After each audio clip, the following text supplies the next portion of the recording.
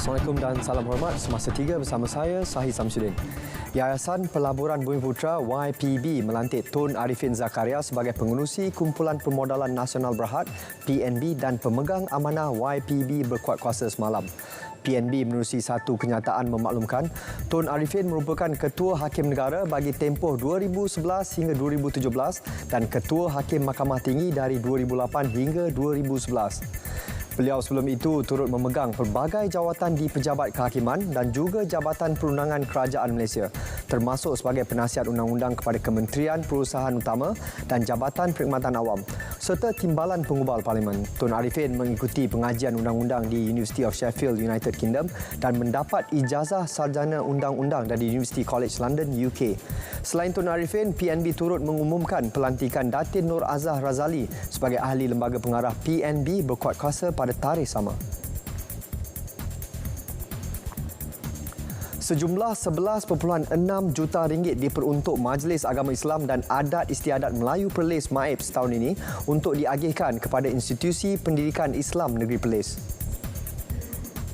34 institusi pendidikan Islam di negeri itu akan menerima manfaat, antaranya Kolej Universiti Islam Perlis KUIPS, Sekolah Agama Al-Islahiyah Menengah Behor Mali dan Mahat At-Tabiyah Al-Islamiyah. Sumbangan disampaikan Raja Perlis Tuanku Syed Sirajuddin Jamalul Lail kepada Pengarah Jabatan Hal Ehwal Agama Islam Negeri Perlis JAIPS Dr. Hazman Hassan bersempena majlis iftar di Istana Arau. Pada akhir majlis, Tuanku Syed Sirajuddin turut menyerahkan sumbangan kepada 24 warga mas, 20 anak yatim dan 8 pengamal media termasuk RTM. Seramai 2,073 pelajar Universiti Teknologi Malaysia UTM dihantar pulang untuk menyambut Hari Raya Aidilfitri menerusi program Jom Balik Kampung bermula hari ini hingga 12 Mei. Penghantaran pulang melibatkan 1,983 pelajar dari kampus Johor Bahru dan 90 pelajar dari kampus Kuala Lumpur. Timbalan Naib Chancellor Hal Ehwal Pelajar Profesor Dr. Syamsul Sahibuddin berkata, kebenaran itu seiring keputusan kerajaan melalui Kementerian Pengajian Tinggi KPT yang membenarkan pelajar pulang ke kampung meraihkan Aidilfitri. Setakat ini, 13 buah bas digunakan untuk menghantar pulang pelajar.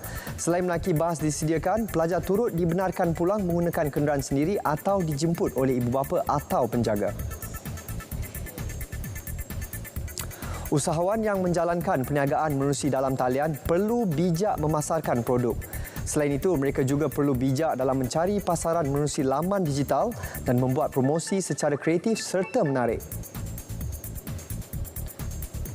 Jelas usahawan dalam talian Nur Silawati Mohamad selepas pelaksanaan Perintah Kawalan Pergerakan PKP bermula Mac tahun lalu, ramai usahawan telah terlibat dalam perniagaan dalam talian.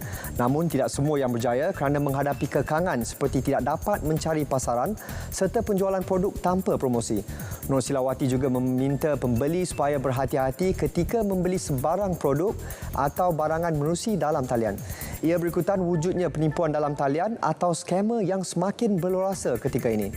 Beliau menjelaskan kepada RTM selepas menjadi tetamu rancangan Selamat Pagi Malaysia di Angkasa Puri. Sekian Semasa 3, teruskan kesetiaan anda bersama kami sehingga kita berjumpa lagi. Assalamualaikum dan salam hormat.